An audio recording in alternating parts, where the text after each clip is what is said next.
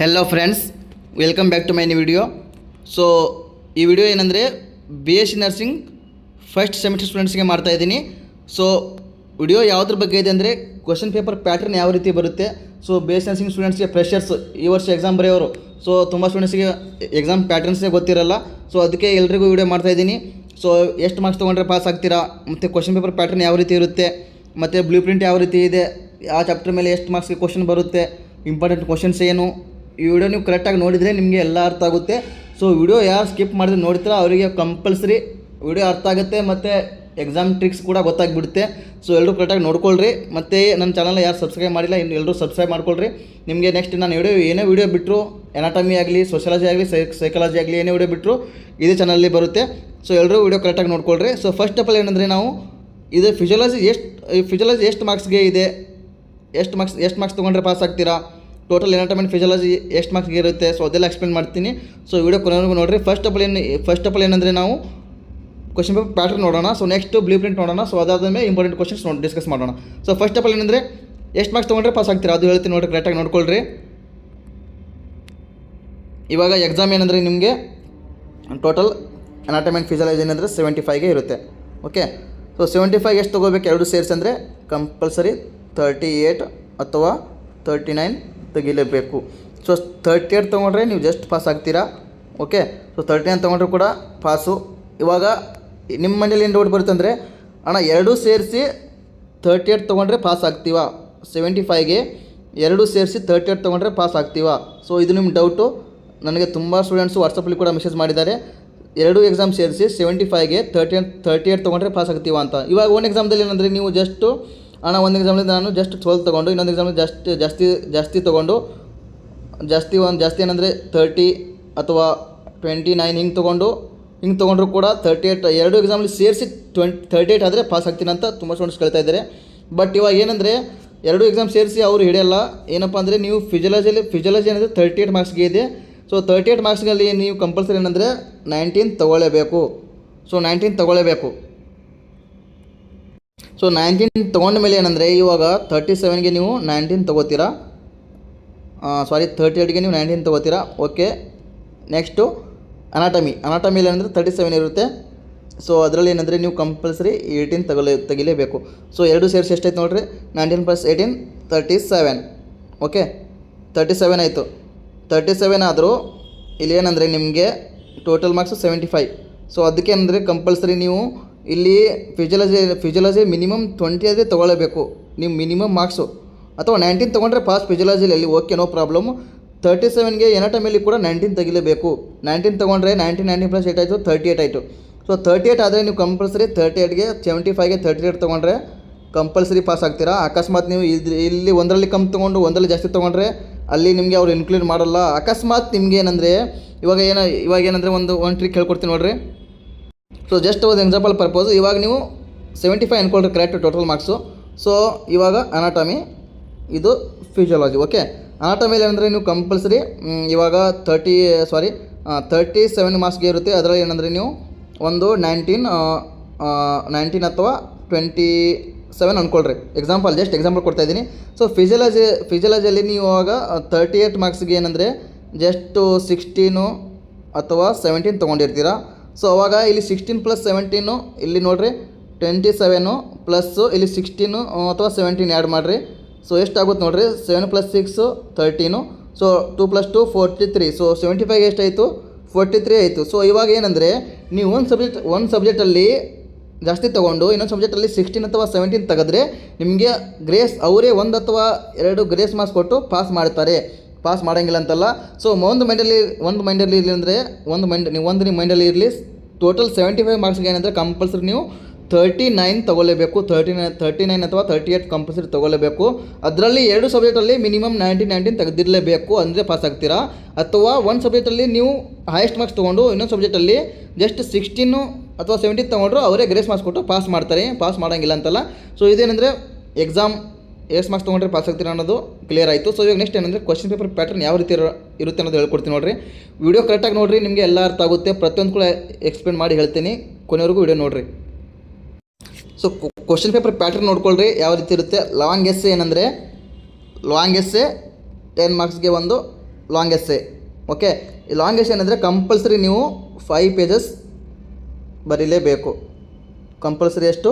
5 pages, minimum 5 pages compulsory ಬರೀಲೇಬೇಕು.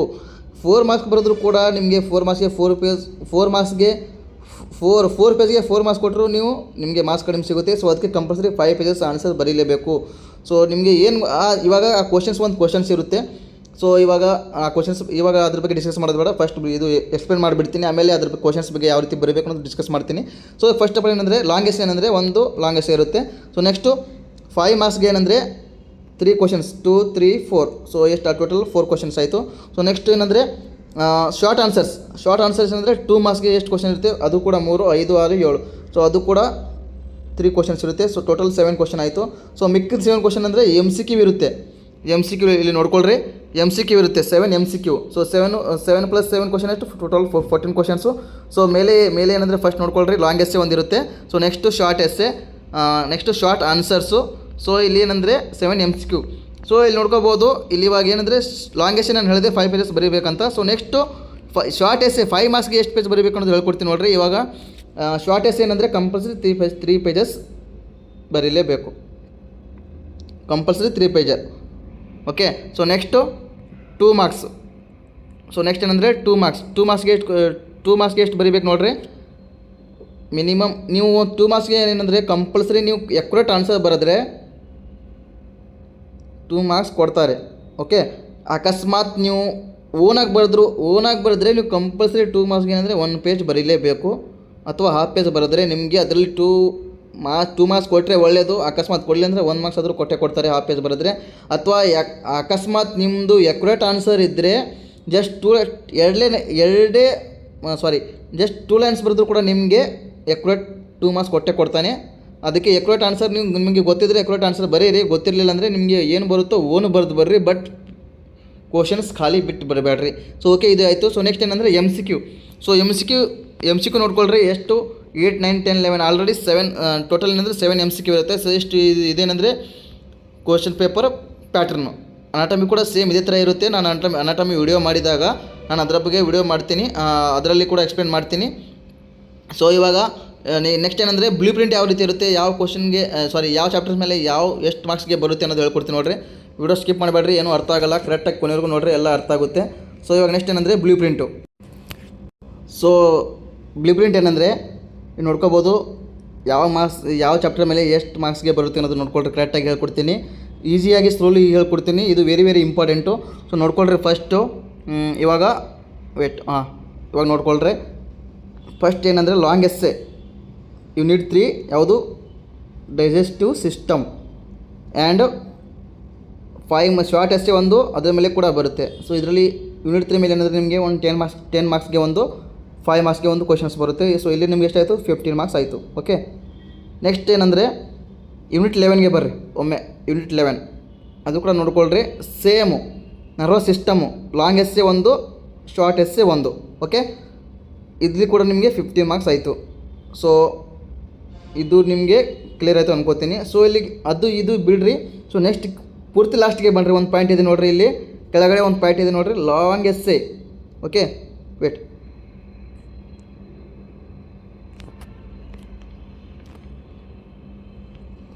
ಇವಾಗ ನೋಡ್ಕೊಳ್ರಿ, long essay from unit 3. Unit 3 ಯಾವುದಿತ್ತು? Digestive system. Okay, so next long essay from unit 3 and short answer from unit 11 or vice versa ಅಂತ ಕೊಟ್ಟಿದ್ದಾನೆ. ವೈಕ್ ವರ್ಸ ಅಂದರೆ ಏನು? ಅದರ ಆಪೋಸಿಟ್ ಕೂಡ ಬರ್ಬೋದು ಅಂತ ಕೊಟ್ಟಿದ್ದಾನೆ. ಸೊ ಇವಾಗ ನಿಮಗೆ ಏನು ಅರ್ಥ ಆಗುತ್ತೆ ಇಲ್ಲಿ? 10 ಆ್ಯಂಡ್ 5 ಮಾರ್ಕ್ಸ್ಗೆ ಏನಂದರೆ ಈ ಚಾಪ್ಟರ್ ಮೇಲೆ ಕೂಡ ಬರ್ಬೋದು, ಅಥವಾ ಯೂನಿಟ್ 3 ಮೇಲೆ ಕೂಡ ಬರ್ಬೋದು, ನರ್ವಸ್ ಸಿಸ್ಟಮ್ ಅಥವಾ ಡೈಜೆಸ್ಟಿವ್ ಸಿಸ್ಟಮ್ ಮೇಲೆ ಕೂಡ ಬರ್ಬೋದು. ನಿಮಗೆ ಈ 2 ಚಾಪ್ಟರ್ ಮೇಲೆ ಸೇರಿ ಅಂದರೆ ಮಿನಿಮಮ್ 20 ಮಾರ್ಕ್ಸ್ ಆದರೂ ಕೊಡ್ತಾನೆ. ಅಕಸ್ಮಾತು ನರ್ವಸ್ ಸಿಸ್ಟಮ್ ಮೇಲೆ ಏನಂದರೆ 10 ಮಾರ್ಕ್ಸ್ಗೆ ಕೊಟ್ಟರೆ 5 ಮಾರ್ಕ್ಸ್ಗೆ ಏನಂದರೆ ನಿಮಗೆ ಯೂನಿಟ್ 3 ಡೈಜೆಸ್ಟಿವ್ ಸಿಸ್ಟಮ್ ಮೇಲೆ ಕೊಡ್ತಾನೆ, ಅಲ್ಲಿ 15 ಮಾರ್ಕ್ಸ್ಗೆ ಆಯಿತು. ಅಕಸ್ಮಾತ್ ಅಥವಾ ನಿಮಗೆ ಇವಾಗ ನರ್ವಸ್ ಸಿಸ್ಟಮ್ ಮೇಲೆ ಏನಂದರೆ ಅಲ್ಲಿ 5 ಮಾರ್ಕ್ಸ್ಗೆ ಕೊಟ್ಟರೆ ಡೈಜೆಸ್ಟಿವ್ ಮೇಲೆ ಅಂದರೆ ನಿಮಗೆ 10 ಮಾರ್ಕ್ಸ್ಗೆ ಕೊಡ್ತಾನೆ. ಸೊ ಮಿನಿಮಮ್ 15 to 20 ಮಾರ್ಕ್ಸ್ ಏನಂದರೆ ನಿಮಗೆ ಎಲ್ಲೇ ಸಿಗುತ್ತೆ. ಸೊ ನೆಕ್ಸ್ಟ್ ಏನಂದರೆ ಇವೆರಡು ಕ್ಲಿಯರ್ ಆಯ್ತು ಅನ್ಕೋತೀನಿ. ಸೊ ನೆಕ್ಸ್ಟು ರಿಮೈನಿಂಗ್ ಕ್ವಶನ್ಸ್ 5 ಮಾರ್ಕ್ಸ್ಗೆ ಯಾವ್ಯಾವ ಚಾಪ್ಟರ್ ಮೇಲೆ ಬರುತ್ತೆ ನೋಡ್ಕೊಳ್ರಿ. ಸೊ ಯೂನಿಟ್ 4 ನೋಡ್ಕೊಳ್ರಿ ಯಾವುದಿದೆ, circulatory and lymphatic system. Okay, next muscular and skeletal system. ಇದ್ರ ಮೇಲೆ ಒಂದು ಒಂದು ಕ್ವಶನ್ 5 ಮಾರ್ಕ್ಸ್ಗೆ ಬರುತ್ತೆ, ಇಲ್ಲಿ ನೋಡ್ಕೋಬೋದು. ಶಾರ್ಟ್ ಎಸ್ಸೆ ಅಂತಿದೆ, short essay 5 marks. Unit 4 and unit 8 skeletal and muscular system and ಇನ್ನೊಂದು circulatory and lymphatic system. So ಇಷ್ಟು ಇದು ಬ್ಲೂ ಪ್ರಿಂಟ್ ಆಯಿತು. ಸೊ ಇನ್ನೊಂದ್ಸಲ ಹೇಳ್ಕೊಡ್ತೀನಿ ನೋಡಿರಿ ಕರೆಕ್ಟಾಗಿ. ಜಸ್ಟ್ ನಿಮ್ಗೆ ಏನಂದರೆ ನೀವು ಯೂನಿಟ್ 3 ಆ್ಯಂಡ್ ಯೂನಿಟ್ 11 ಕರೆಕ್ಟಾಗಿ ಓದ್ಕೊಂಡು ಹೋಗ್ರಿ, ನಿಮಗೆ 15 ಮಾರ್ಕ್ಸ್ ಅಲ್ಲೇ ಈಸಿಯಾಗಿ ಸಿಗುತ್ತೆ. ಸೊ ನೆಕ್ಸ್ಟ್ ಯೂನಿಟ್ 4 ಅದ್ರ ಮೇಲೆ ಏನಂದರೆ ಜಸ್ಟ್ ನೀವು ಬ್ಲಡ್ ಬಗ್ಗೆ ಓದ್ಕೊಂಡು ಹೋಗ್ರಿ, ಆರಾಮಾಗಿ 5 ಮಾರ್ಕ್ಸ್ ಸಿಗುತ್ತೆ. So next muscular and skeletal system, ಇದರಲ್ಲಿ ಮಜಲ್ಸ್ ಬಗ್ಗೆ ಆ್ಯಂಡ್ ಸ್ಕೆಲೆಟಲ್ ಫಂಕ್ಷನ್ಸ್ ಬಗ್ಗೆ, ಫಂಕ್ಷನ್ಸ್ ಆಫ್ ಮಜಲ್ಸ್ ಆಗಲಿ, ಆರ್ಮ್ ಮಜಲ್ಸ್ ಆಗಲಿ, ಇವೆಲ್ಲ ಓದ್ಕೊಂಡು ಹೋಗ್ರಿ, ನಿಮಗೆ ಈಸಿಯಾಗಿ ಮಾರ್ಕ್ಸ್ ಸಿಗುತ್ತೆ. ಸೊ ನಾನು ಇಂಪಾರ್ಟೆಂಟ್ ಕ್ವಶನ್ಸ್ ಹೇಳ್ಕೊಡ್ತೀನಿ, ಅದ್ರ ಬಗ್ಗೆ ವರಿ ಬೇಡ. ಮತ್ತು ಇನ್ನೊಂದು ಏನಂದರೆ ಗ್ರೂಪಲ್ಲಿ ನಾನು ಡೈಲಿ ಕ್ವಶನ್ಸ್ ಕಳಿಸ್ತಾ ಇದ್ದೀನಿ. ಇವಾಗ ಇನ್ಮೇಲೆ ಅಂದರೆ ನಾನು ಕ್ವಶನ್ ಪೇಪರ್ ಪ್ಯಾಟರ್ನ್ ನಿಮಗೆ ಆಲ್ರೆಡಿ ಎಕ್ಸ್ಪ್ಲೇನ್ ಮಾಡಿದ್ದೀನಿ. ಸೊ ಆ ಕ್ವಶನ್ ಪೇಪರ್ ಪ್ಯಾಟರ್ನ್ ಯಾವ ರೀತಿ ಇದೆ ನೋಡಿರಿ, ಅದ್ರ ಪ್ರಕಾರ ನಾನು ಇವಾಗ ಡೈಲಿ ಕ್ವಶನ್ಸ್ ಕಳಿಸ್ತೀನಿ. ಡೈಲಿ ಅಥವಾ 2 ಡೇಸ್ಗೆ ಒಂದು ಸಲ ಕ್ವಶನ್ಸ್ ಕಳಿಸ್ತೀನಿ. ಯಾಕಂದ್ರೆ ನನಗೂ ಸ್ವಲ್ಪ ಟೈಮ್ ಇಲ್ಲ, ನಂದು ಕೂಡ ಡ್ಯೂಟಿ ಪ್ಲಸ್ ಕ್ಲಾಸ್ 2 ಇದೆ. ಸೊ ನನಗೂ ಕೂಡ ಟೈಮ್ ಇಲ್ಲ. ಸೊ ಡೈಲಿ ಕಳಿಸ್ಲಿಲ್ಲ ಅಂದರೂ 2 ಡೇಸ್ಗೆ ಒಂದು ಸಲ ಆದರೂ ನಾನು ಕ್ವಶನ್ಸ್ ಕಳಿಸ್ತೀನಿ ಕಂಪಲ್ಸರಿ. ಸೊ ಅದನ್ನು ನೀವು ಫಾಲೋ ಮಾಡಿದರೆ, ಅಥವಾ ಇನ್ನು ನಾನು ಇಷ್ಟು ದಿನ ಕೂಡ ಎಲ್ಲ ಗ್ರೂಪಲ್ಲಿ ಕ್ವಶನ್ಸ್ ಕಳಿಸಿದ್ದೀನಿ, ಅದನ್ನು ನೀವು ಕೂಡ ಓದ್ಕೊಂಡ್ರೆ ಆರಾಮಾಗಿ ಈಸಿಯಾಗಿ ಪಾಸ್ ಆಗ್ತೀರಾ. ಸೊ ಬ್ಲೂ ಪ್ರಿಂಟ್ ಯಾಕೆ ಎಕ್ಸ್ಪ್ಲೇನ್ ಮಾಡ್ತಾ ಇದ್ದೀನಿ ಅಂದರೆ ನಿಮಗೆ ಮತ್ತೆ ಓದೋಕ್ಕೆ ಈಸಿ ವೇ ಆಗುತ್ತೆ. ಸೊ ನಾನು ಇವಾಗ ಆಲ್ರೆಡಿ ಹೇಳಿದೆ ನಿಮಗೆ ಈ ಚಾಪ್ಟರ್ ಮೇಲೆ ಎಷ್ಟು ಮಾರ್ಕ್ಸ್ಗೆ ಬರುತ್ತೆ ಅಂತ. ಸೊ ಇವಾಗ ನಿಮಗೆ ರಿಲೀಸ್ ಆಗಿಬಿಡುತ್ತೆ, ಈ ಚಾಪ್ಟರ್ ಮೇಲೆ ಇಷ್ಟು ಮಾರ್ಕ್ಸ್ ಬರೀಬೇಕು ಮತ್ತು ಇದ್ರ ಮೇಲೆ ಇಷ್ಟು ಬರುತ್ತೆ ಅಂತ. ಸೊ ಇವಾಗ ನೆಕ್ಸ್ಟ್ ಏನಪ್ಪ ಅಂದರೆ ಇದು ಇಷ್ಟು 10 ಮಾರ್ಕ್ಸ್ ಆ್ಯಂಡ್ 5 ಮಾರ್ಕ್ಸ್ ಆಯಿತು. ಸೊ ನೆಕ್ಸ್ಟು 2 ಮಾರ್ಕ್ಸ್ಗೆ ಯಾವ ಚಾಪ್ಟರ್ ಮೇಲೆ ಬರುತ್ತೆ ಅನ್ನೋದು ಹೇಳ್ಕೊಡ್ತೀನಿ. ವಿಡಿಯೋ ಕರೆಕ್ಟಾಗಿ ಕೊನೆವರೆಗೂ ನೋಡ್ರೆ ಅರ್ಥ ಆಗುತ್ತೆ. ಸೊ ಇದು ಬ್ಲೂ ಪ್ರಿಂಟ್ ಆದಮೇಲೆ ನಾನು ಮತ್ತೆ ಇಂಪಾರ್ಟೆಂಟ್ ಕ್ವಶನ್ ಎಕ್ಸ್ಪ್ಲೇನ್ ಮಾಡ್ತೀನಿ. ಅಂದರೆ ನಿಮಗೆ 2 ಮಾರ್ಕ್ಸು. ಸೊ 2 ಮಾರ್ಕ್ಸ್ ಮೇಲೆ ನಿಮಗೆ ಯಾವ್ಯಾವ ಚಾಪ್ಟರಿಂದ 2 ಮಾರ್ಕ್ಸ್ ಕ್ವಶನ್ಸ್ ಬರುತ್ತೆ ನೋಡ್ಕೊಳ್ಳಿ, ಕರೆಕ್ಟಾಗಿ ಹೇಳ್ಕೊಡ್ತೀನಿ. ವಿಡಿಯೋ ಯಾರು ಸ್ಕಿಪ್ ಮಾಡಬೇಡ್ರಿ, ಕೊನೆವರೆಗೂ ನೋಡಿರಿ, ಎಲ್ಲ ಅರ್ಥ ಆಗುತ್ತೆ. ಸೊ ಫಸ್ಟ್ ಆಫ್ ಆಲ್ ಏನಂದರೆ ನಿಮಗೆ 2 ಮಾರ್ಕ್ಸ್ಗೆ ನೋಡಿರಿ ಯಾವ ಚಾಪ್ಟರ್ ಮೇಲೆ ಬರುತ್ತೆ.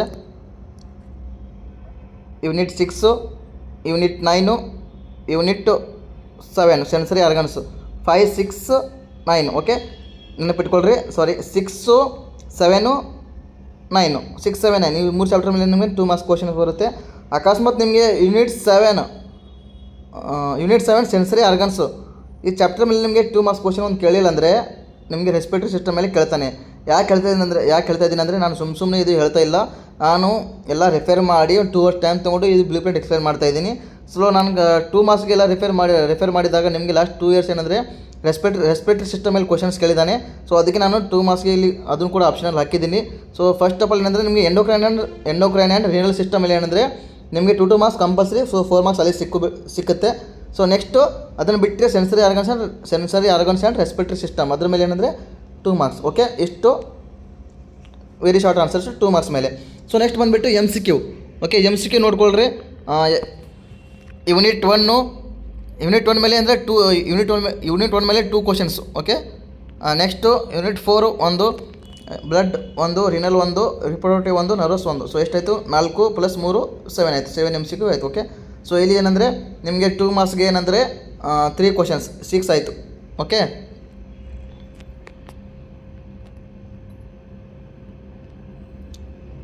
ಸೊ ಇಲ್ಲಿ ನೋಡ್ಕೊಳ್ರಿ. ನೆಕ್ಸ್ಟು 5 ಮಾರ್ಕ್ಸ್ಗೆ ಏನಂದರೆ 3 ಕ್ವಶನ್ಸ್ ಎಷ್ಟು 15 ಆಯಿತು.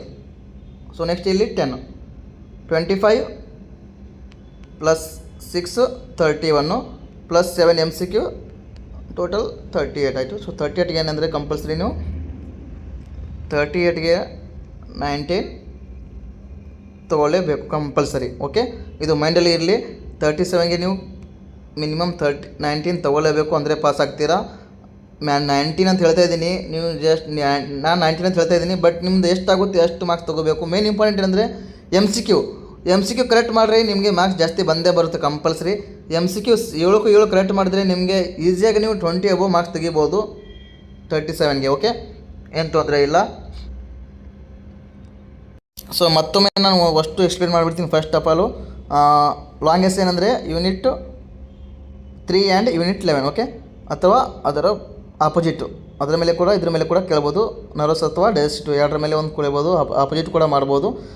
ಒಟ್ಟಾರೆ 2ರಲ್ಲಿ ಒಂದು ಕೇಳ್ತಾರೆ. ಓಕೆ, ಸೊ ನೆಕ್ಸ್ಟು ಇವಾಗ ನೆಕ್ಸ್ಟ್ ಏನಂದರೆ unit 3 digestive system and unit 11 nervous system ಇದರ ಮೇಲೆ ಒಂದು ನಿಮಗೆ 5 ಮಾರ್ಕ್ಸ್ ಕ್ವಶನ್ ಕೂಡ ಬರುತ್ತೆ. ಸೊ ನಾವು ಅದನ್ನು ಬಿಟ್ಟರೆ ಸರ್ಕ್ಯುಲೇಟರಿ ಆ್ಯಂಡ್ ಮಸ್ಕ್ಯುಲರ್ ಸಿಸ್ಟಮ್ ಇದರ ಮೇಲೆ ನಿಮಗೆ 2 ಕ್ವಶನ್ಸ್ 10 ಮಾರ್ಕ್ಸ್ ಇಲ್ಲೇ ಆಯಿತು. ಓಕೆ. ಚಾಪ್ಟರ್ಸ್ ನಾನು ಯಾವ್ಯಾವ ಚಾಪ್ಟರ್ಸ್ ಹೇಳ್ತಾ ಇದ್ದೀನಿ ನಾನು ಕರೆಕ್ಟಾಗಿ ಓದ್ಕೊಳ್ರಿ. ನಾನು ಕ್ವಶನ್ಸ್ ಕೂಡ ಡೈಲಿ ಕಳಿಸ್ತಾ ಇದ್ದೀನಿ. ಸೇಮ್ ಬ್ಲೂ ಪ್ರಿಂಟ್ ಪ್ರಕಾರ ಕ್ವಶನ್ಸೇ ಬರುತ್ತೆ.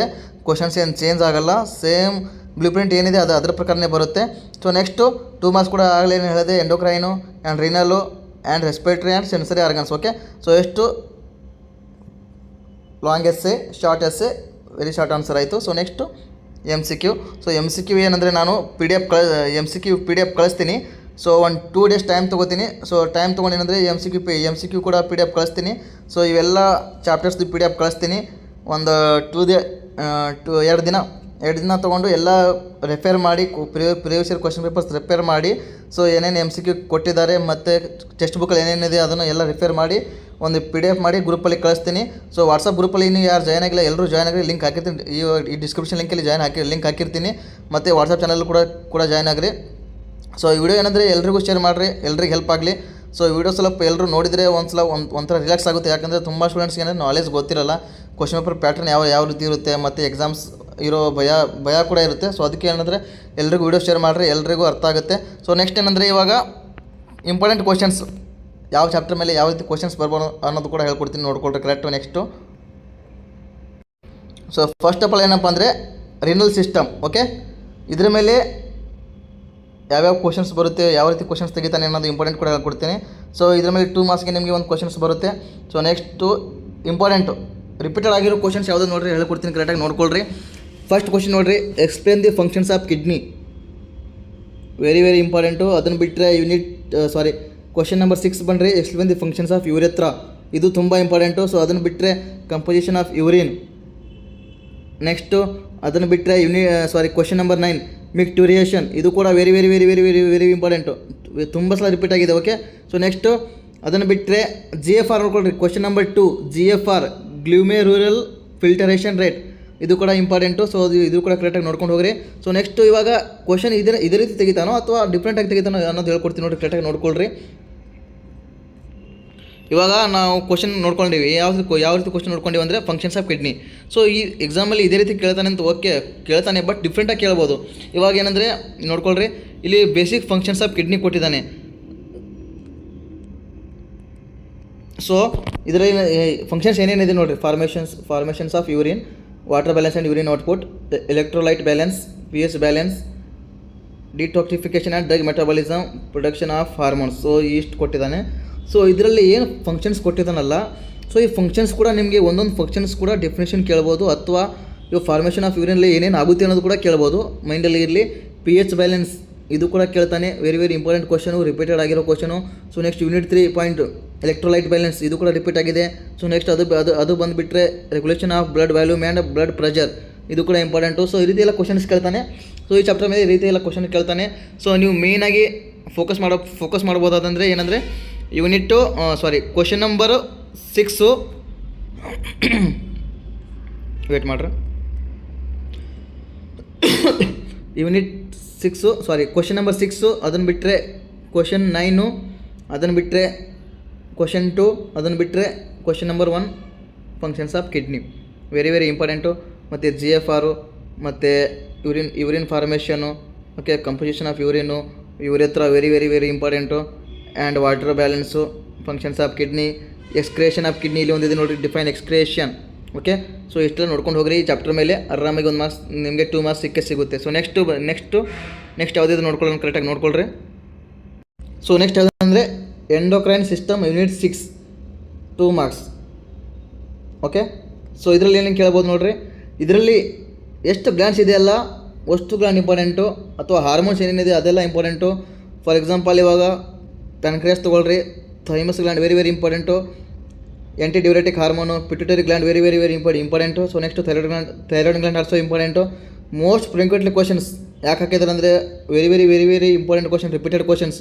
ಸೊ ಅದಕ್ಕೆ ಆ ಥರ ಹಾಕಿದ್ದಾರೆ. So next functions of endocrine gland ಕೂಡ ಕೇಳ್ಬೋದು. ಸೊ ನೆಕ್ಸ್ಟು ಇದರಲ್ಲಿ ಏನೇನು ಗ್ಲ್ಯಾಂಡ್ಸ್ ಇದೆಯಲ್ಲ ಅಷ್ಟು ಕೇಳ್ಬೋದು, ಮತ್ತು ಹಾರ್ಮೋನ್ ಏನು ಪ್ರೊಡ್ಯೂಸ್ ಮಾಡುತ್ತೆ ಅದು ಕೂಡ ಕೇಳ್ತಾರೆ.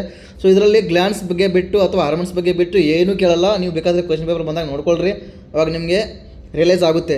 ಸೊ ಇದರಲ್ಲಿ ಗ್ಲ್ಯಾಂಡ್ ಬಗ್ಗೆ ನೀವು ಕರೆಕ್ಟಾಗಿ ಓದ್ಕೊಂಡು ಹೋಗ್ರಿ. ನಿಮಗೆ ನಾನು ಇನ್ಸ್ಟಾಗ್ರಾಮಲ್ಲಿ ಎಲ್ಲ ಅಪ್ಲೋಡ್ ಮಾಡಿದ್ದೀನಿ, ಥೈಮಸ್ ಗ್ಲ್ಯಾಂಡ್ ಆಗಲಿ ಅಥವಾ ಥೈರಾಯ್ಡ್ ಗ್ಲ್ಯಾಂಡ್ ಆಗಲಿ ಎಲ್ಲ ಕೂಡ ಅಪ್ಲೋಡ್ ಮಾಡಿದ್ದೀನಿ. ಫಂಕ್ಷನ್ಸ್ ಅಪ್ಲೋಡ್ ಮಾಡಿದ್ದೀನಿ, ಮತ್ತು ಹಾರ್ಮೋನ್ಸ್ ಏನೇನು ಪ್ರೊಡ್ಯೂಸ್ ಮಾಡುತ್ತೆ ಅನ್ನೋದು ಕೂಡ ಅಪ್ಲೋಡ್ ಮಾಡ್ತೀನಿ. ಇವಾಗ ಸಾಯಂಕಾಲ ಎಲ್ಲ ನಾಳೆ ಅಪ್ಲೋಡ್ ಮಾಡ್ತೀನಿ. ಸೊ ಎಲ್ಲರೂ ಕರೆಕ್ಟಾಗಿ ನೋಡ್ಕೊಳ್ರಿ. ಸೊ ನೆಕ್ಸ್ಟ್ ಏನಂದರೆ ನೋಡ್ಕೊಳ್ರಿ, ಒಂದು ಸ್ಮಾಲ್ ಎಕ್ಸಾಂಪಲ್ ಹೇಳ್ತೀನಿ ಯಾವ ರೀತಿ ಕ್ವಶನ್ ಕೇಳ್ತಾನೆ ಅನ್ನೋದು. Enlist the different glands. Okay, ಇಲ್ಲಿ ಡಿಫ್ರೆಂಟ್ ಗ್ಲ್ಯಾಂಡ್ಸ್ ಹಾಕಿದ್ದಾನೆ, ಬಟ್ ನಿಮಗೆ ಯಾವುದಾದ್ರು ಒಂದು ಗ್ಲ್ಯಾಂಡ್ ಕೇಳ್ಬೋದು. Okay, and body women body and function of their hormones. Okay, so ಆ ಗ್ಲ್ಯಾಂಡ್ದು ಹಾರ್ಮೋನ್ಸ್ ಪ್ರೊಡ್ಯೂಸ್ ಏನೇನು ಮಾಡುತ್ತೆ ಮತ್ತು ಫಂಕ್ಷನ್ಸ್ ಏನೇನು ಅನ್ನೋದು ಬರೀಬೇಕು. ಸೊ ಫಾರ್ ಎಕ್ಸಾಂಪಲ್ ನಿಮಗೆ ಇಲ್ಲಿ ಏನು ಕೊಟ್ಟಿದ್ದಾನೆ ಅಂದರೆ ಪಿಟ್ಯೂಟರಿ ಗ್ಲ್ಯಾಂಡ್ ಕೊಟ್ಟಿದ್ದಾನೆ. ಸೊ ಈ ಗ್ಲ್ಯಾಂಡು ಏನೇನು, ಅಥವಾ ಇದಕ್ಕೆ ಇನ್ನೊಂದು ಹೆಸರು ಏನಂದರೆ ಮಾಸ್ಟರ್ ಗ್ಲ್ಯಾಂಡ್. ಓಕೆ, ನೆನಪಿಟ್ಕೊಳ್ರಿ. ಯಾವುದಾದ್ರೂ ಕಾಂಪಿಟೇಟಿವ್ ಎಕ್ಸಾಮಲ್ಲಿ ಅಥವಾ ನೀವು ಮುಂದೆ ಏಮ್ಸ್ ಅಥವಾ ಯಾವುದಾದ್ರೂ ಪ್ರಿಪೇರ್ ಆಗದೆ ಹೋಗಿದ್ರೆ ಅದು ಇಲ್ಲಿ very very important. So next hormones ಏನೇನು ಪ್ರೊಡ್ಯೂಸ್ ಮಾಡುತ್ತೆ ನೋಡಿರಿ. Growth hormone, next thyroid stimulating hormone stage ಮತ್ತು ಆಕ್ಸಿಟೋಸಿನ್ ಆ್ಯಂಡ್ ಆ್ಯಂಟಿಬಯೋಟಿಕ್ ಹಾರ್ಮೋನ್ ಇವೆಲ್ಲ ಪ್ರೊಡ್ಯೂಸ್ ಮಾಡುತ್ತೆ. ಸೊ ನೆಕ್ಸ್ಟು ಫಂಕ್ಷನ್ಸ್ ನೋಡ್ಕೊಳ್ರಿ ಕರೆಕ್ಟಾಗಿ. ಫಂಕ್ಷನ್ಸ್ ಏನೇನು ಮಾಡುತ್ತೆ ನೋಡಿರಿ. Regulates growth, okay, and water balance. So ಇಷ್ಟು ಎಲ್ಲ functions. So thyroid function, reproduction. So ಇದೆಲ್ಲ ಏನಂದರೆ ಫಂಕ್ಷನ್ಸು ಪಿಟ್ಯೂಟರಿ ಗ್ಲ್ಯಾಂಡ್ದು. ಸೊ ಈ ರೀತಿ ಕ್ವಶನ್ ನಿಮಗೆ ಕೇಳ್ತಾನೆ. ಇಲ್ಲಿ ಏನಂದರೆ ಡಿಫ್ರೆಂಟ್ ಗ್ಲ್ಯಾಂಡ್ಸ್ ಅಂದರೆ ಎಲ್ಲ ಗ್ಲ್ಯಾಂಡ್ಸ್ದು ಕೇಳಿದ್ದಾನೆ. ಸೊ ಬಟ್ ನಿಮಗೆ ಎಕ್ಸಾಮಲ್ಲಿ ಜಸ್ಟ್ 2 ಮಾರ್ಕ್ಸ್ಗೆ ಒಂದು ಕ್ವಶನ್ಸ್ ಬರುತ್ತೆ. ಸೊ ಅದಕ್ಕೆ ಅಂದರೆ ನಿಮಗೆ ಯಾವುದಾದ್ರೂ ಒಂದು ಗ್ಲ್ಯಾಂಡ್ಸ್ ಕೇಳ್ತಾರೆ, ಅಥವಾ ಹಾರ್ಮೋನ್ಸ್ ಕೇಳ್ತಾರೆ, ಅಥವಾ ಫಂಕ್ಷನ್ಸ್ ಕೇಳ್ತಾರೆ. ಇವು 3 ಬಿಟ್ಟು ನಿಮಗೆ ಏನೂ ಕೇಳಲ್ಲ. ಓಕೆ, ಇವು 3 ಕರೆಕ್ಟಾಗಿ ಓದ್ಕೊಂಡು ಹೋದರೆ ನಿಮಗೆ 2 ಮಾರ್ಕ್ಸ್ ಕನ್ಫರ್ಮ್. ಸೊ ಇಷ್ಟು ಎಂಡೋಕ್ರೈನ್ ಸಿಸ್ಟಮ್ ಮೇಲೆ. ಸೊ ನೆಕ್ಸ್ಟ್ ಏನಂದರೆ ಇದೇ ರೀತಿ ಎಲ್ಲ ಇದೇ ರೀತಿ ಎಲ್ಲ ಗ್ಲ್ಯಾಂಡು ಅಷ್ಟೇ, ಮತ್ತೆ ಏನು ಡಿಫ್ರೆನ್ಸ್ ಇಲ್ಲ. ಥೈರಾಯ್ಡ್ ಗ್ಲ್ಯಾಂಡ್ ಆಗಲಿ, thyroid gland, parathyroid gland, adrenal gland, pancreas ಕೂಡ ವೆರಿ ವೆರಿ ಇಂಪಾರ್ಟೆಂಟು. ರಿಪೀಟ್ ಆಗ್ಬೋದು. Insulin, glucagon, somatostatin controls blood sugar levels and cognitive process. Okay, so next ಯಾವುದಂದರೆ ಥೈಮಸ್ ಗ್ಲ್ಯಾಂಡ್ ಕೂಡ ಇಂಪಾರ್ಟೆಂಟು. ಸೊ ವೇರಿಯಸ್ ಟೆಸ್ಟಿಸು ಇದೇನು ಜಾಸ್ತಿ important ಅಲ್ಲ. ನೀವು just mind ಕೊಡಬೇಕಾಗಿದೆ ಏನಂದರೆ ಥೈಮಸ್ ಗ್ಲ್ಯಾಂಡು ಮತ್ತು pancreas, thyroid gland and adrenal gland ಇವೆಲ್ಲ important, very very important. Just ನೀವು ಇದರಲ್ಲಿ ಚಾಪ್ಟ್ರಲ್ಲಿ ಹಾರ್ಮೋನ್ಸು, ಫಂಕ್ಷನ್ಸು, ಗ್ಲ್ಯಾಂಡ್ಸ್ ಇವು 3 ಕರೆಕ್ಟಾಗಿ ನೋಡ್ಕೊಂಡು ಹೋಗಿದರೆ ನಿಮಗೆ compulsory 2 marks confirm. Okay, so next ಏನಂದರೆ ನೆಕ್ಸ್ಟ್ ನೋಡೋಣ ಯಾವುದಿದೆ ಅಂತ.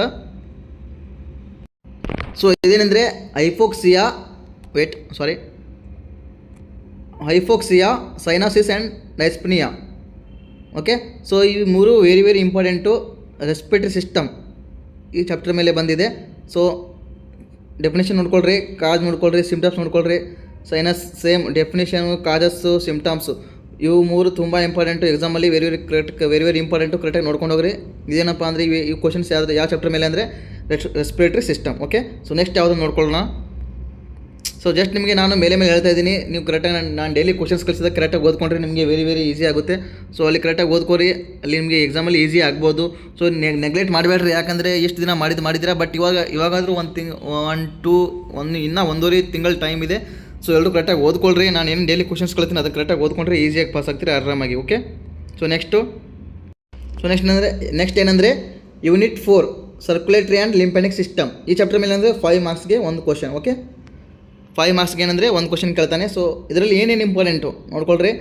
Explain cardiac cycle, repeated question. Okay, and cardiac output also repeated question. Blood circulation also repeated question. Blood supply also repeated question. ಇವೆಲ್ಲ ನಿಮಗೆ ಗೊತ್ತಿದೆ ಆಲ್ರೆಡಿ. ಸೊ ಆ್ಯಂಡ್ ಯೂನಿಟ್ 7 ನೋಡ್ಕೊಳ್ರಿ. Lymph, explain circulation of lymph nodes ಅಥವಾ lymph. ಇದು last year repeated ಆಗಿರೋ questions. ಸೊ ಇವೆಲ್ಲ important questions. ಇದು ಯಾವ ರೀತಿ ಬರೀಬೇಕು, ಇವಾಗ ನಿಮ್ಗೆ ಏನಪ್ಪ ಅಂದರೆ ಎಕ್ಸಾಮಲ್ಲಿ ಎಕ್ಸ್ಪ್ಲೇನ್ ಫಂಕ್ಷನ್ಸ್ ಆಫ್ ಹಾರ್ಟ್ ಕೇಳ್ತಾರೆ. ಸೊ ನೀವು ಎಕ್ಸ್ಪ್ಲೇನ್ ಫಂಕ್ಷನ್ಸ್ ಆಫ್ ಹಾರ್ಟ್ ಅಂದರೆ ಏನು ಬರೀತೀರಾ, ಜಸ್ಟ್ ಫಂಕ್ಷನ್ಸ್ ಬರೋದು ಅಷ್ಟೇ ಬಿಟ್ಬಿಡ್ತೀರಾ. ಸೊ ಯಾವ ರೀತಿ ಬರೀಬೇಕು ನೋಡ್ರಿ, ಹೇಳ್ಕೊಡ್ತೀನಿ ಕರೆಕ್ಟಾಗಿ ನೋಡ್ಕೊಳ್ರಿ. Explain the functions of heart. ಇಲ್ಲಿ ನೀವು ಫಸ್ಟ್ ನೋಡ್ಕೋಬೋದು. ಫಸ್ಟ್ ನಿಮಗೆ ಫಂಕ್ಷನ್ಸ್ ಹಾರ್ಟ್ ಬಗ್ಗೆ ನಿಮ್ಗೆ ಏನು ಗೊತ್ತಿದೆ ಅದನ್ನು ಬರೀರಿ ಕಂಪಲ್ಸರಿ ಫಸ್ಟು. ಇವಾಗ ಜಸ್ಟ್ ಒಮ್ಮೆ ಫಂಕ್ಷನ್ಸ್ ಆಫ್ ಹಾರ್ಟ್ ಅಂದರೆ ಫಂಕ್ಷನ್ಸ್ ಆಫ್ ಹಾರ್ಟ್ ಬರೆಯೋಕೆ ಹೋಗಬೇಡ್ರಿ. ಫಸ್ಟ್ ನಿಮಗೆ ಹಾರ್ಟ್ ಡೆಫಿನೇಷನ್ ಬರೀರಿ, ಹಾರ್ಟ್ ಏನೇನು ಮಾಡುತ್ತೆ ಅದೆಲ್ಲ ಬರೀರಿ. ಸೊ ಅದನ್ನು ಬರೆದ ಮೇಲೆ ನೆಕ್ಸ್ಟ್ ಏನಂದರೆ ಪ್ರೈಮರಿ ಫಂಕ್ಷನ್ಸ್ ನೋಡ್ಕೋಬೋದು. ಇಲ್ಲಿ primary functions pumping blood, supplying oxygen and nutrients. Okay, so maintaining blood pressure ಇವೆಲ್ಲ ಹಾರ್ಟ್ದು ಫಂಕ್ಷನ್ಸ್. ಓಕೆ, ಸೊ ನೆಕ್ಸ್ಟು ಇವಾಗ ಫಂಕ್ಷನ್ಸ್ ಬರೆದ ಮೇಲೆ ಪಂಪಿಂಗ್ ಬ್ಲಡ್ ಬರೀತೀರಾ. ಸೊ ಪಂಪಿಂಗ್ ಬ್ಲಡ್ ಬರೆದು ನೆಕ್ಸ್ಟು 2 ನಂಬರ್ ಅಂತ ಹಾಕಿ ಸಪ್ಲೈಯಿಂಗ್ ಆಕ್ಸಿಜನ್ ಆ್ಯಂಡ್ ನ್ಯೂಟ್ರಿಯನ್ಸ್ ಬರೀಬೇಡ್ರಿ. ಸೊ ಪಂಪಿಂಗ್ ಬ್ಲಡ್ಡಲ್ಲಿ ಏನೇನು ಬರುತ್ತೆ ಅದೆಲ್ಲ ಎಕ್ಸ್ಪ್ಲೇನ್ ಮಾಡಬೇಕು. ಕ್ವಶನ್ ಏನು ಕೇಳಿದ್ದಾರೆ, explain functions. Okay, function just write functions ಅಂತ ಕೇಳಿಲ್ಲ, ಅಲ್ಲಿ ಏನು ಕೇಳಿದ್ದಾರೆ, ಎಕ್ಸ್ಪ್ಲೇನ್ ಫಂಕ್ಷನ್ಸ್ ಅಂತ ಕೇಳಿದ್ದಾರೆ. ಸೊ ಅದಕ್ಕೇನಂದರೆ ಡಿಸ್ಕ್ರೈಬ್ ಅಂತ ಬಂದರೂ ನೀವು ಎಲ್ಲ ಫಂಕ್ಷನ್ಸ್ ಬರೋದು.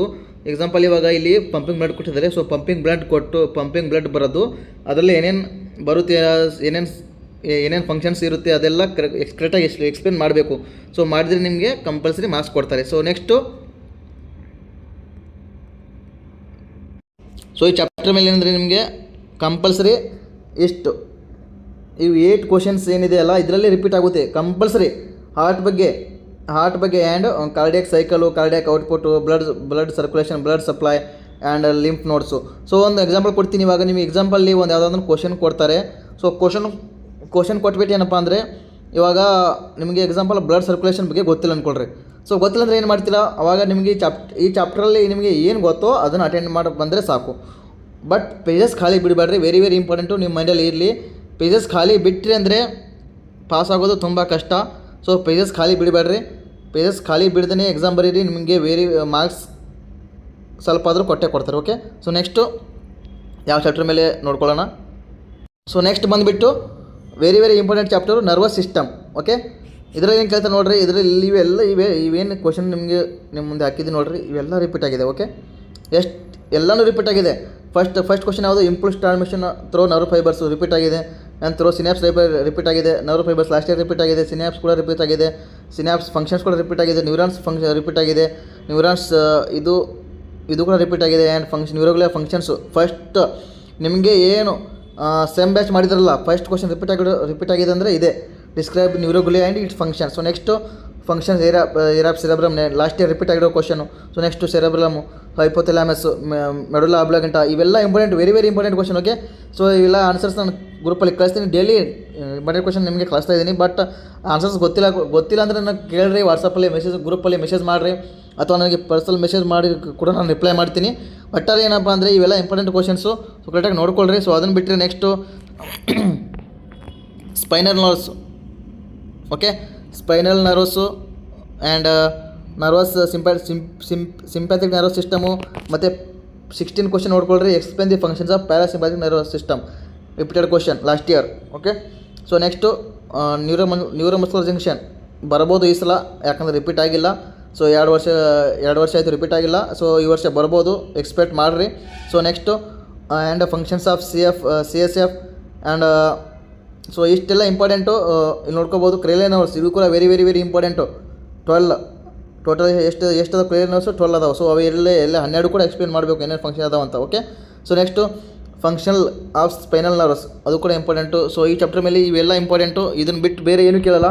ಇಷ್ಟು ಕ್ವಶನ್ ಮೇಲೆ ಬಿಟ್ಟು ರಿಪೀಟೆಡ್ ಕ್ವಶನು ಒಂದು ಮಂಡೇಲಿ ಇಟ್ಕೊಂಡ್ಬಿಡ್ರಿ. ಈ ಚಾಪ್ಟರ್ ಮೇಲೆ ನಿಮಗೆ ನ್ಯೂರಾನ್ಸ್ ಬಗ್ಗೆ ಕೇಳ್ತಾನೆ, ಅದು ಬಿಟ್ಟರೆ ಸಿನ್ಯಾಪ್ಸ್ ಆಗಲಿ, ನರ್ವ್ ಫೈಬರ್ಸ್ ಆಗಲಿ, ನಿಮಗೆ ನಾನು ಮುಂಚೆನೇ ಹೇಳಿದ್ದೀನಿ, ಇವಾಗ ಮುಂಚೆನೇ ಹೇಳಿದೆ. ಜಸ್ಟ್ ನಿಮಗೆ ಆನ್ಸರ್ ಗೊತ್ತಿರಲಿಲ್ಲ ಅಂದರೆ ನೀವು ಆ ಚಾಪ್ಟರ್ ರಿಲೇಟೆಡ್ ಬಗ್ಗೆ ಬರೀರಿ, ಏನು ತೊಂದರೆ ಇಲ್ಲ, ಮಾರ್ಕ್ಸ್ ಕೊಡ್ತಾರೆ. ಓಕೆ, ಇಷ್ಟು ಈ ಚಾಪ್ಟರ್ ಮೇಲೆ ಕ್ವಶನ್ಸು. ಸೊ ನೆಕ್ಸ್ಟ್ ಬಂದುಬಿಟ್ಟು digestive system, very very very important chapter. 10+5 marks, 15 marks ಬರ್ಬೋದು. ಓಕೆ, ಸೊ ನೆಕ್ಸ್ಟು ಇದರಲ್ಲಿ ಏನೇನು ಕೇಳ್ಬೋದು ನೋಡಿರಿ, saliva repeated question, stomach very very very important, ಆಗಲೇ ಹೇಳಿದ್ದೀನಿ. ಗ್ಯಾಸ್ಟ್ರಿಕ್ ಜ್ಯೂಸ್ ಕೂಡ ರಿಪೀಟ್ ಆಗಿದೆ, ಇವೆರಡು ರಿಪೀಟ್ ಆಗಿದೆ, question number 4 and 5. Okay, so next mouth last year repeated question, ಇದು ಯಾರು ಎಕ್ಸ್ಪೆಕ್ಟೇ ಮಾಡಿದಿಲ್ಲ ಮೌತ್ ಕೇಳ್ತಾರಂತ. ಸೊ ಇದು ಇವಾಗ describe the digestion in mouth ಇಂತಿದೆ. ಸೊ ಏನೇನು ಬರೀತೀರಾ, ಮೌತ್ ಬಗ್ಗೆ ಬರೋದು, ಡಯಾಗ್ರಾಮ್ ತೆಗೆದು ಫಂಕ್ಷನ್ಸ್ ಬರೀಬೇಕು, ಮತ್ತು ಫಂಕ್ಷನ್ಸ್ ಎಕ್ಸ್ಪ್ಲೇನ್ ಮಾಡಬೇಕು. ಫಾರ್ ಎಕ್ಸಾಂಪಲ್ ಇವಾಗ ಫಂಕ್ಷನ್ಸ್ ಏನು, ಮೌತ್ ಏನೇನು ಮಾಡುತ್ತೆ ಅದೆಲ್ಲ, ಇವಾಗ ಸ್ವೆಲ್ಲಿಂಗ್ ಆಗಲಿ ಅಥವಾ ಮೌತ್ ಏನೇನು ಕಾರ್ಯಗಳು ಮಾಡುತ್ತೆ ಅದೆಲ್ಲ ಬರೀಬೇಕು. ಮತ್ತು ಫಂಕ್ಷನ್ಸ್ ಆಫ್ ಲಿವರ್, ಇದು ಕೂಡ ಇಂಪಾರ್ಟೆಂಟು. ಮತ್ತು pancreatic juice and explain each. Okay, functions ಇದು ಕೂಡ ಇಂಪಾರ್ಟೆಂಟು. ಇವಾಗ ಫಾರ್ ಎಕ್ಸಾಂಪಲ್ ನೋಡಿರಿ, ಸ್ಟಮಕ್ ನೋಡ್ಕೊಳ್ರಿ. ಸೊ ಸ್ಟಮಕ್ ಏನೇನು ಮಾಡುತ್ತೆ, ಸ್ಟೋರೇಜ್ ಆಫ್ ಫುಡ್. ಸೊ ಅದ್ರ ಬಗ್ಗೆ ಸ್ಟೋರೇಜ್ ಆಫ್ ಫುಡ್ ಬರೋದು, ಅದ್ರ ಬಗ್ಗೆ ಎಕ್ಸ್ಪ್ಲೇನ್ ಮಾಡಬೇಕು. ಈ ರೀತಿ ಎಲ್ಲ ಎಕ್ಸ್ಪ್ಲೇನ್ ಮಾಡಬೇಕು. ಸೊ ತುಂಬ ಇಂಪಾರ್ಟೆಂಟ್ ಟಾಪಿಕ್ ಇದು. ಸೊ ಕರೆಕ್ಟಾಗಿ ನೋಡ್ಕೊಂಡು ಹೋಗ್ರಿ. ಇದರಲ್ಲಿ ಮೇನ್ ಇಂಪಾರ್ಟೆಂಟ್ ಯಾವುದಾದ್ರು ನೋಡ್ಕೊಳ್ರಿ ಕರೆಕ್ಟಾಗಿ. ಸ್ಟಮಕು ಮತ್ತು ಕ್ವಶನ್ ನಂಬರ್ 4 and 5 ಎರಡೂ ಸೇಮು, ನೋ ಪ್ರಾಬ್ಲಮ್, ಯಾವುದಾದ್ರು ಕೇಳಿದ್ರೆ ಸೇಮ್ ಆನ್ಸರ್ ಬರೀಬೋದು, ಏನು ತೊಂದರೆ ಇಲ್ಲ. ಗ್ಯಾಸ್ಟ್ರಿಕ್ ಜ್ಯೂಸ್ ಇದೆ. ಸೊ ನಿಮಗೆ ಆನ್ಸರ್ ಗೊತ್ತಿರಲಿಲ್ಲ ಅಂದರೆ ನೀವು ಏನು ತೊಂದರೆ ಇಲ್ಲ, ಬರೀಬೋದು, ಓನಾಗಿ ಬರೀಬೋದು. ಸೊ ನೆಕ್ಸ್ಟು ಮೌತ್ ಕೂಡ important. So mouth diagram first ಇವಾಗಲೇ ಹೇಳ್ತಾ ಇದ್ದೀನಿ, ನೀವು ಫಸ್ಟ್ ಡಯಾಗ್ರಾಮ್ ತೆಗಿಲಿಲ್ಲ ಅಂದರೆ 5 ಪೇಜಸ್ ಫಿಲ್ ಮಾಡೋದು ತುಂಬ ಕಷ್ಟ. ಸೊ ಅದಕ್ಕೇನಂದರೆ ಇವಾಗ 10 ಮಾರ್ಕ್ಸ್ಗೆ ಏನಂದರೆ nervous system and digestive system ಇವೆಲ್ಲ ಡಯಾಗ್ರಾಮ್ ಚಾಪ್ಟರ್ಸು. ಸೊ ಅದಕ್ಕೇನಂದರೆ ಡಯಾಗ್ರಾಮ್ ತೆಗೀರಿ. ಕ್ವಶನ್ಸ್ ಯಾವುದಾದ್ರೂ ಕೇಳ್ರಿ. ಇವಾಗ ಇಲ್ಲಿ ಡೈಜೆಷನ್ ಆಫ್ ಮೌತ್ ಕೇಳಿದ್ದಾನೆ, ಮೌತ್ ಡಯಾಗ್ರಾಮ್ ತೆಗೀರಿ. ಡಯಾಗ್ರಾಮ್ ತೆಗೆದು ಸ್ಟ್ರಕ್ಚರ್ಸ್ ಏನೇನಿದೆ ಅದೆಲ್ಲ ಇದು ಮಾಡಿರಿ. ಸೊ ನೆಕ್ಸ್ಟ್ ಏನಂದರೆ ಫಂಕ್ಷನ್ಸ್ ಬರೀರಿ. ಸೊ ಫಂಕ್ಷನ್ಸ್ ಆ್ಯಂಡ್ ಸ್ಟ್ರಕ್ಚರ್ ಹ್ಯಾಂಗೆ ಬರೀತಾರೆ, ಸ್ಟ್ರಕ್ಚರ್ಸ್ ಆ್ಯಂಡ್ ಫಂಕ್ಷನ್ಸ್ ಯಾವ ಥರ ಬರೀಬೇಕು, ಯಾವ ಥರ ಬರೆದ್ರೆ ಪೇಜಸ್ ಫಿಲ್ ಆಗುತ್ತೆ ಅನ್ನೋದು ಅದು ಕೂಡ ಹೇಳ್ಕೊಡ್ತೀನಿ, ಕರೆಕ್ಟಾಗಿ ನೋಡ್ಕೊಳ್ರಿ. ಸೊ ಇಷ್ಟು ಇಂಪಾರ್ಟೆಂಟ್ ಈ ಚಾಪ್ಟರ್ ಮೇಲೆ. ಸೊ ನೆಕ್ಸ್ಟ್ ಏನಂದರೆ, ಸೊ ಅದೇ ಚಾಪ್ಟರ್ ಮೇಲೆ ಏನೇನು ಇಂಪಾರ್ಟೆಂಟ್ ನೋಡ್ರಿ. ಇನ್ನು composition of bile and it functions, repeated question. Explain the functions of pancreas. Gastrointestinal tracts ಅಂದರೆ ಏನು, ಡೈಜೆಸ್ಟಿವ್ ಸಿಸ್ಟಮ್. ಅದಕ್ಕೆ ಇನ್ನೊಂದು ಹೆಸರು ಏನು, digestive system. Okay. So next stomach, enumerate digestion in stomach. Okay. Large intestine, small intestine, fat. Last year repeated question 5 ಮಾರ್ಕ್ಸ್ಗೆ ಕೇಳಿದ್ದಾನೆ. Okay. So next small intestine. ಇವೆಲ್ಲ important question. ನಾನು ಏನೇನು ಹೇಳಿದ್ದೀನಿ ಕರೆಕ್ಟಾಗಿ ನೋಡ್ಕೊಳ್ರಿ ಕರೆಕ್ಟಾಗಿ. ಸೊ ಇಷ್ಟು ಇಂಪಾರ್ಟೆಂಟು. ಸೊ ನೆಕ್ಸ್ಟ್ ಅದನ್ನು ಬಿಟ್ಟರೆ ಇವಾಗ ಲಾಸ್ಟ್ ಇಯರ್ ಮತ್ತು ಲಾಸ್ಟ್ ಇಯರ್ ರಿಪೀಟೆಡ್ ಕ್ವಶನ್ ನೋಡ್ಕೊಳ್ರಿ. ಪ್ರಿವಿಯಸ್ ಇಯರ್ ಏನೇನು ರಿಪೀಟೆಡ್ ಆಗಿದೆ ನಾನು ಎಲ್ಲ ಎಕ್ಸ್ಪ್ಲೇನ್ ಮಾಡ್ತಾ ಇದ್ದೀನಿ, ಕರೆಕ್ಟಾಗಿ ನೋಡ್ಕೊಳ್ರಿ. 22 question. Explain the metabolism of carbohydrates. Okay. And describe the metabolism of fat, important. And explain absorption of food from gastrointestinal tract, important. So ಇಷ್ಟೆಲ್ಲ ನೋಡ್ಕೊಂಡು ಹೋಗ್ರಿ. ನಾನು ಮುಂಚೆನೇ ಇವಾಗಲೇ ಹೇಳ್ತಾ ಇದ್ದೀನಿ, ಡಯಾಗ್ರಾಮ್ ಇಳಿಸ್ರಿ ಫಸ್ಟ್, ಯಾವುದಾದ್ರೂ ಕೇಳ್ರಿ. ನಾನು ಎಲ್ಲ ಡಯಾಗ್ರಾಮ್ ಕಳಿಸಿದ್ದೀನಿ ಗ್ರೂಪಲ್ಲಿ ಅಥವಾ ಇನ್ಸ್ಟಾಗ್ರಾಮಲ್ಲಿ, ಎಲ್ಲ ಡಯಾಗ್ರಾಮ್ ಕಳಿಸಿದ್ದೀನಿ, ಒಂದು ಡಯಾಗ್ರಾಮ್ ಬಿಟ್ಟಿಲ್ಲ. ಸೊ ಕರೆಕ್ಟಾಗಿ ಎಲ್ಲ ಡಯಾಗ್ರಾಮ್ ಇಳಿಸಿ ಎಕ್ಸ್ಪ್ಲೇನ್ ಮಾಡಿದರೆ ನಿಮಗೆ ಆರಾಮಾಗಿ 5 ಪೇಜಸ್ ಈಸಿಯಾಗಿ ಫಿಲ್ ಮಾಡ್ಬೋದು. ಸೊ ನೆಕ್ಸ್ಟು ನೋಡ್ಕೊಳ್ರಿ. ಸೊ ಫಾರ್ ಎಕ್ಸಾಂಪಲ್ ಹೇಳ್ತಾ ಇದ್ದೀನಿ, ಇವಾಗ ನಿಮಗೆ ಏನಂದರೆ ಒಂದು ಕ್ವಶನ್ ಕೇಳ್ತಾನೆ. ಎದ್ರ ಮೇಲೆ ಅಂದರೆ ಯೂನಿಟ್ 3 ಡೈಜೆಸ್ಟಿವ್ ಸಿಸ್ಟಮಲ್ಲಿ ಒಂದು ಕ್ವಶನ್ ಕೇಳ್ತಾನೆ. ಯಾವ ರೀತಿ ಕ್ವಶನ್ ಕೇಳ್ತಾನೆ, describe the functions labelled diagram organs of digestive system. Okay. ಈ ರೀತಿ ಕ್ವಶನ್ ಕೇಳ್ತಾನೆ. ಅವಾಗ ಏನು ಮಾಡ್ತೀರಾ, ಫಸ್ಟ್ ಡೆಫಿನೇಷನ್ ಅಥವಾ ಡೈಜೆಸ್ಟಿವ್ ಸಿಸ್ಟಮ್ ಬಗ್ಗೆ ನಿಮಗೆ ಏನು ಗೊತ್ತೋ ಅದನ್ನು ಬರೀತೀರಾ. Okay. First point. Next functions ಕೇಳಿದ್ದಾನೆ.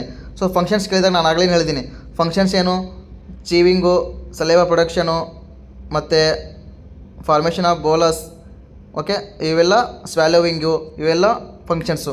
ಸೊ ಇವೆಲ್ಲ ಬರ್ದೇನೆಂದರೆ ಅದ್ರ ಮುಂದೆ ಇವಾಗ ಸ್ವ್ಯಾಲೋವಿಂಗ್ ಏನೇನಾಗುತ್ತೆ ಅದನ್ನು ಎಕ್ಸ್ಪ್ಲೇನ್ ಮಾಡಬೇಕು. ಸೊ ಸಪ್ರೇಟಾಗಿ ಇವಾಗ ಇಲ್ಲಿ ಎಲ್ಲ ಅದು ಮೀನ್ಸ್ ಇವೆಲ್ಲ ಮೌತು, ಈಸೋಫಿಗಸ್ಸು, ಸ್ಟಮಕ್ ಎಲ್ಲ ಇದರಲ್ಲಿ ಬರುತ್ತೆ ಅಂದರೆ ಡೈಜೆಸ್ಟಿವ್ ಸಿಸ್ಟಮಲ್ಲಿ ಬರುತ್ತೆ. ಸೊ ಕ್ವಶನ್ಸ್ ಏನಂದರೆ ಡೈಜೆಸ್ಟಿವ್ ಸಿಸ್ಟಮ್ ಮೇಲೇ ಕೂಡ ಕೇಳ್ಬೋದು. ಡೈಜೆಸ್ಟಿವ್ ಸಿಸ್ಟಮ್ ಕೇಳಿದರೆ ಡೈಜೆಸ್ಟಿವ್ ಸಿಸ್ಟಮ್ ಡಯಾಗ್ರಾಮ್ ತೆಗೆದು ಸ್ಟ್ರಕ್ಚರ್ಸ್ ಬರೆದು ನೆಕ್ಸ್ಟು ಫಂಕ್ಷನ್ಸ್ ಏನೇನು ಇರುತ್ತೆ, ಫಂಕ್ಷನ್ಸ್ ಮೌತ್ ಆಗಲಿ ಸ್ಟಮಕ್ ಆಗಲಿ ಇವೆಲ್ಲ ಬರೀಬೇಕು. ಸೊ ನೆಕ್ಸ್ಟು ಇವಾಗ ಸಪ್ರೇಟ್ ಕ್ವಶನ್ ಕೇಳ್ತಾನೆ. ನಾನು ಆಗಲೇ ಹೇಳಿದ್ದೀನಿ ಏನಂದರೆ ಇಲ್ಲಿ ನೋಡ್ಕೋಬೋದು. ಯೂನಿಟ್ ಕ್ವಶನ್ ನಂಬರ್ 5 ನೋಡಿರಿ. Wait. Write short notes on functions of stomach. Okay. ಈ ರೀತಿ ಕ್ವಶನ್ಸ್ ಕೇಳ್ತಾನೆ, ಸಪ್ರೇಟ್ ಕೇಳ್ತಾನೆ. ಸೊ ಅದಕ್ಕೇನಂದರೆ ನೀವು ಫಸ್ಟು ಡಯಾಗ್ರಾಮ್ ಇಳಿಸಿ, ನೆಕ್ಸ್ಟು ಸ್ಟಮಕ್, ಫಸ್ಟ್ ಪಾಯಿಂಟ್ ಏನು ಬರಬೇಕು, ಸ್ಟಮಕ್ ಕೇಳಿದರೆ ಸ್ಟಮಕ್ ಇದೆ JSF, ಎಲ್ರಿಗೂ ಗೊತ್ತಿದೆ ಅಂತ ಅನ್ಕೋತೀನಿ. ಸೊ ಫಸ್ಟ್ ಪಾಯಿಂಟ್ ಏನು ಬರಬೇಕು, ಸ್ಟಮಕ್ JSF. ಓಕೆ. ಸೊ ಇಷ್ಟು ಬರೆದು ನೆಕ್ಸ್ಟು ಫಂಕ್ಷನ್ ಸ್ಟಾರ್ಟ್ ಮಾಡಿರಿ. ಸೊ ಫಂಕ್ಷನ್ಸ್ ಏನೇನಿದೆ ಸ್ಟಮಕ್ದು ನೋಡ್ಕೊಳ್ರಿ ಅಲ್ರಿ. Food storage, digestion of protein, acid secretion and mixing. So ಇಷ್ಟೆಲ್ಲ ಸ್ಟಮಕ್ದು ಫಂಕ್ಷನ್ಸು. ಸೊ ಇವೆಲ್ಲ ಫುಡ್ ಸ್ಟೋರೇಜ್ ಬರೆದು ನೆಕ್ಸ್ಟ್ ಅದು ಏನು ಮಾಡುತ್ತೆ ಅನ್ನೋದು ಅದನ್ನು ಎಕ್ಸ್ಪ್ಲೇನ್ ಮಾಡಬೇಕು.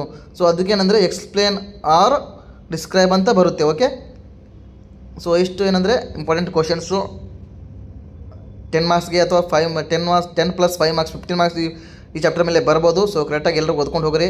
Very important. ನಾನು ಡೈಲಿ ಗ್ರೂಪಲ್ಲಿ ಕಳಿಸ್ತಿದ್ದೀನಿ, ಅದನ್ನು ಫೋಕಸ್ ಮಾಡಿರಿ.